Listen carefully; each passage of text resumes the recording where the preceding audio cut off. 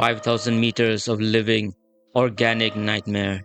No warp signature, no deflector dish, just a hull riddled with glowing blue weapon points, opening fire the second they broke through the subspace breach. Voyager. With Ensign Ayala having taken Kim's spot at the operations console, Janeway read through the pad she had just been handed by a junior officer. It was a report from engineering stating that repairs to the warp drive were on schedule. The captain sat on the bridge in her chair while engineers repaired the ceiling panels hanging precariously in her ready room. The damage had been caused by the earlier bumpy journey through the subspace breach that had brought Voyager to this time and space. In addition, the coffee stain from her fallen mug hitting the floor was also being removed. Neelix was planning a get-together in the mess hall for when they returned to their own time and space in the Delta Quadrant. And it was going to be a return to the Delta Quadrant. After all, Janeway had already consulted with B'Elanna and asked whether it was possible for them to return to their future in the Alpha Quadrant instead. Janeway's heart sank when the chief engineer shook her head and informed her it was impossible. They were stuck in the Delta Quadrant.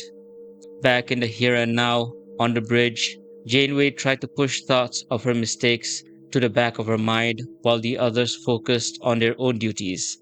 Just as she was about to rise from her chair, the engineers working in her ready room emerged. The lead engineer nodded to the captain before heading toward the turbolift.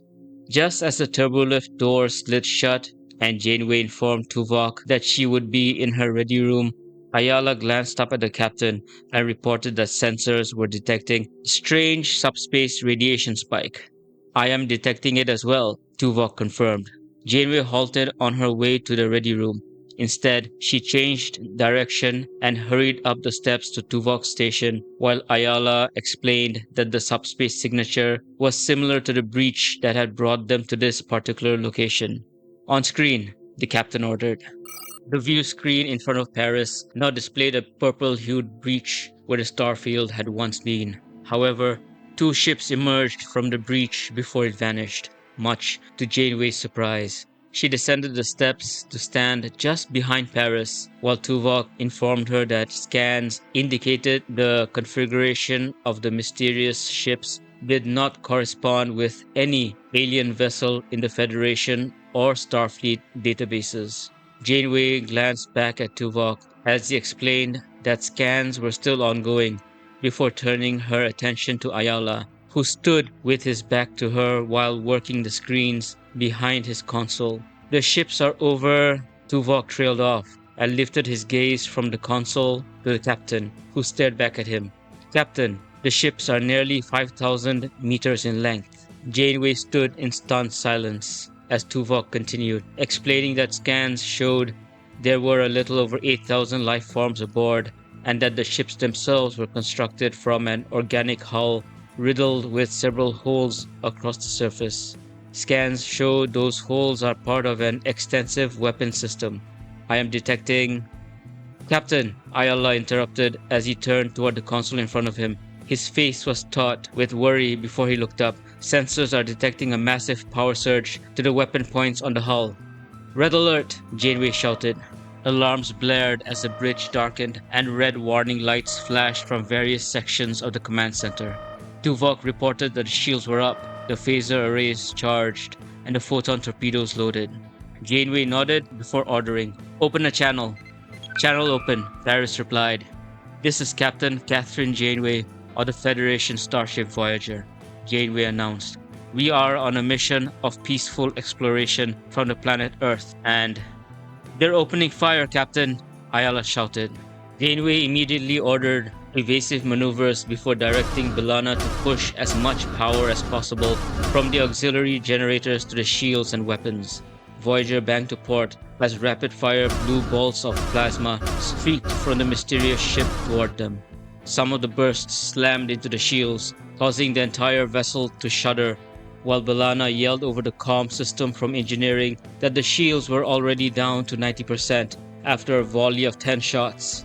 The alien vessel continued firing at Voyager while the second ship pressed onward toward the planet at a high rate of speed. Fire phasers at their power distribution systems, the captain ordered. At that same moment, Tuvok reported that more than 100 fighters were launching from the second vessel, all of them heading toward the planet. The captain acknowledged Tuvok before ordering Paris to contact Chakotay and the away team on the surface. She then lowered herself into her chair. Attack pattern Janeway Alpha 6. Voyager banked starboard and unleashed one orange beam after another.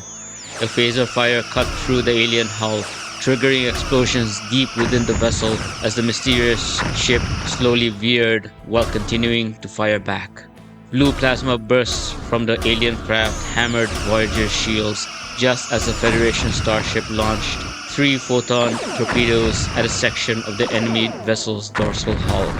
The torpedoes struck the target, detonating across the purple-colored alien ship and ripping through its surface. However, the alien vessel continued firing while Voyager attempted to evade as many of the blue bolts as possible. The shields took more hits and dropped to roughly 50%, with B'Elanna shouting that there were plasma leaks on decks 5, 6, and 7, just as the ship violently rocked again. "Tuvok," the captain called as she turned toward her tactical officer. "Fire torpedoes." Tuvok inclined his head as he targeted a full spread at the thickened portion of the purple ship's dorsal section. He fired just as Voyager rolled hard to port over a large protrusion on the surface of the mysterious vessel. Tuvok's scans indicated that the section could very well house the ship's power source, with the thick organic hull serving in place of shields. To the Vulcan, it was interesting that the mysterious vessel emitted no warp signatures and lacked a deflector dish. Those facts piqued his curiosity as how the ship achieved faster than light travel. However, that answer would have to wait for another time. Voyager shook violently, throwing Neelix to the floor in the mess hall, while several engineers and crew members were hurled against the walls. 2 explosions erupted from the port side consoles on the bridge, and Ayala rushed to the young officer lying motionless on the deck. Janeway then turned to Tuvok and ordered him to destroy the ship. "Firing," Tuvok confirmed. A full spread of torpedoes streaked toward the bump, which was already healing from the previous strikes. This time, however, a combined assault of phasers and torpedoes slammed into the area that scans suggested housed power generators. Voyager banked away just as the final torpedo struck the protrusion, triggering a massive explosion that tore the alien vessel apart. Janeway panted as her heart raced while she watched the enormous ship rip itself to pieces. "Captain," Harris reported as he turned from the helm, smoke curling from the edges of his console. "The other ship is 1 minute away from the planet. Have you managed to contact the away team?" "Communications are blocked." The captain sighed and shook her head. Voyager was taking a beating, and even more systems were now damaged, and now communications were blocked. But Janeway could not abandon the away team. She had to do something. Pushing aside thoughts of the Prime Directive, she ordered B'Elanna to reroute all emergency power to the engines. "Set course for the planet. Full impulse." Town of Prasine, a few minutes earlier. Laura Cadman, a Marine in the U.S. Marine Corps, had only been promoted to Major a week earlier and placed in command of her own AR, Atlantis Recon, team. AR-3 had been tasked, alongside AR-4, 5, and 6, with accompanying the 3 medical teams led by Dr. Keller, Dr. Smith, and Dr. Archibald to the planet designated M7Y635 to administer follow-up medicine to the population in order to eradicate the modified Hoffen plague. Cadman, with a blonde hair and brown eyes, was due for a break with her team while another AR unit took over the job of guarding one of the doctors in town. She headed toward the meal hall to relax with her team before they were scheduled to patrol the perimeter of the settlement. As she made her way toward the building, she passed a handsome Asian man with brown hair standing beside a blonde woman with short hair and a bandana wrapped around her head.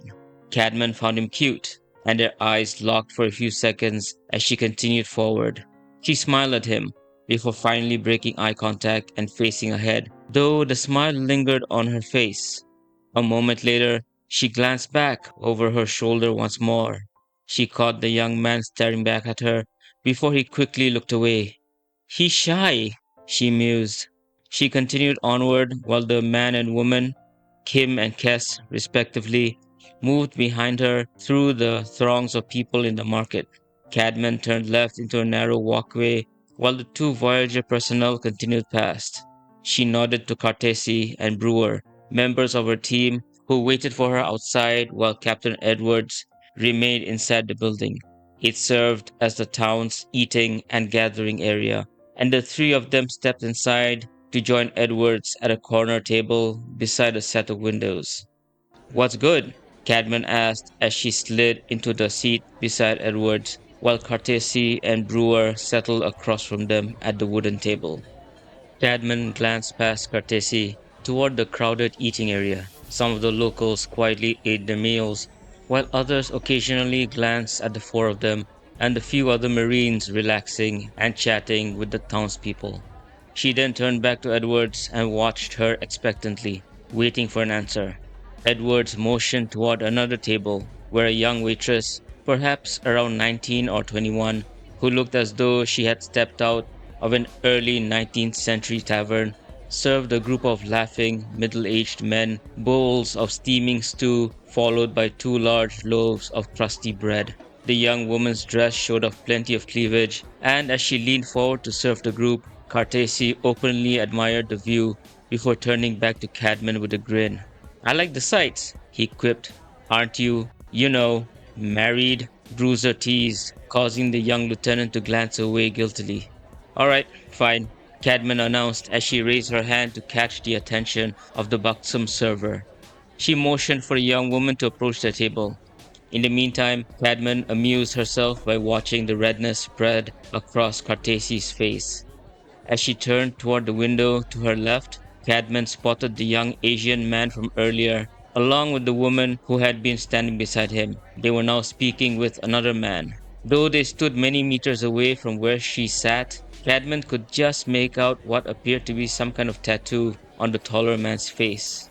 A tribal tattoo, maybe? Haven't seen anyone here with that, or I would have remembered. Cadman turned her attention back to her team and listened to their joking before glancing out the window once again. She saw the Asian man waving his arms animatedly, while the woman stood between the two men with her hands clasped behind her back. The taller man with the facial tattoo rested his hands on his hips before finally nodding and gesturing toward the town gate. Cadman didn't think it was unusual as the group made their way out of town. She looked back at Cartesi, who was giving his order to the waitress.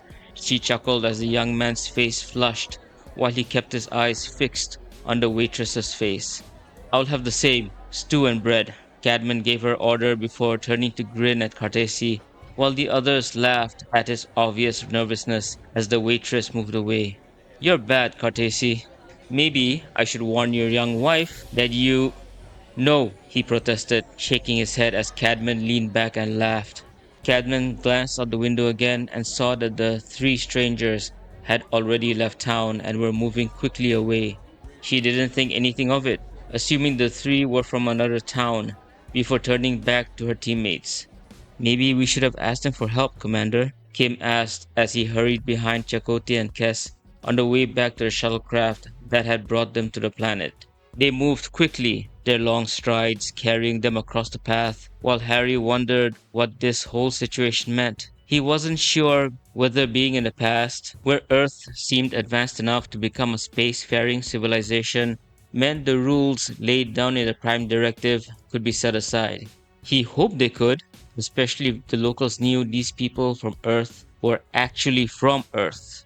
That would mean the locals already knew of spacefaring civilizations, and Voyager's crew could set aside the Prime Directive. All Harry wanted to do was go home, to his Earth, and they might have found people who could help them. When they had met at the entrance to the town a few minutes earlier, the three of them had quickly discussed what Cass and Harry had seen before Chakotay decided they should head back to the shuttlecraft. The presence of humans, especially humans from Earth, was something none of them had expected, particularly when Voyager's long-range scans had shown no obvious signs of advanced technology. Chakotay, Kes, and Kim all had countless questions running through their minds, with Kes and Harry occasionally asking each other what they thought was happening. They questioned how people from Earth had reached the planet, whether they possessed warp drive, how far Earth was from this world, and why they could find no correlation in their time-regressed star maps. "There's something going on, Commander," Kes told Chakotay gently while he continued examining the data they had collected. She noticed a frown forming on his face before he finally put the tricorder away. He then turned toward Kes and Kim. "The scans show that the population of the town is completely human. As for what's going on, there's no way to know unless we make first contact with these people," Chakotay explained. Harry added, "I also scanned their weapons. They're chemically propelled kinetic energy weapons. They're carrying another weapon of unknown origin too, probably alien. A mixture of early 21st century weapons and alien technology," Chakotay asked. "Maybe these people discovered alien technology on Earth and somehow reverse engineered it to travel to other planets?" Kes suggested, looking between Chakotay and Kim. "It's possible," Chakotay replied. At that, Kim halted, soon followed by Kes, who glanced back at him, as did Chakotay. "We have to ask them to help us, Commander." Kim voiced what had been running through his mind. "If the Federation exists in some form or another, then they would understand that—" "Harry," Chakotay interrupted gently. He could see that the young man was yearning to go back home to their reality. So were he and Kes. But Chakotay knew there were issues that needed to be addressed. For one thing, we don't know if anything like the Federation exists in this reality. We don't even know if Earth has a united Earth government, or if this is the Earth of old, divided into different nations. From the flags, I'm guessing it's the latter, though it could simply be people honoring their roots. The fact is, we don't know the lay of the land. We need to take our time with this, Harry." Kim didn't know what else he could say without sounding insubordinate. He continued listening while glancing at Kes, who held onto his arm, as Chakotay explained that they needed to contact Janeway before doing anything else. Chakotay pointed out that yes, Earth could very well possess spacefaring capabilities, but if the planet was divided along the old sovereign state lines, then any information or technological advances from Voyager could pit one country against another in a struggle for control of that technology and knowledge. "We need to take this one step at a time," Chakotay explained. "Contacting Voyager would also give us a chance to find out how much longer B'Elanna needs to repair the warp drive," Kes added. Kim closed his eyes and nodded. Chakotay continued, "We'll contact Voyager, report our findings to the captain, and then head back to the town to continue gathering data. Our best case scenario is that we find the breach by extending the warp field. Once we locate it, we go home with data on the planet that we can use back in our own reality." "That's what I'm hoping for, Commander," Kim admitted. "But if we still can't make it back," Chakotay finished, "then perhaps we can discuss the next stage, contacting the people here." "Commander," Kes began, looking up at the taller man, "I could head back to the town and take more scans. In the meantime, you and Harry can contact the captain. We'll meet in the town center." "You sure?" Chakotay asked, studying Kes carefully. She nodded. "Harry, stay with Kes," Chakotay instructed, turning to Kim. Kim frowned, but nodded at the order. The group then parted ways, with Chakotay heading for the shuttle to contact Voyager, while Kes and Kim returned to the town. The two of them had been ordered to stay low while continuing their scans of the area and attempting to get closer to the humans from Earth without being discovered. To be continued.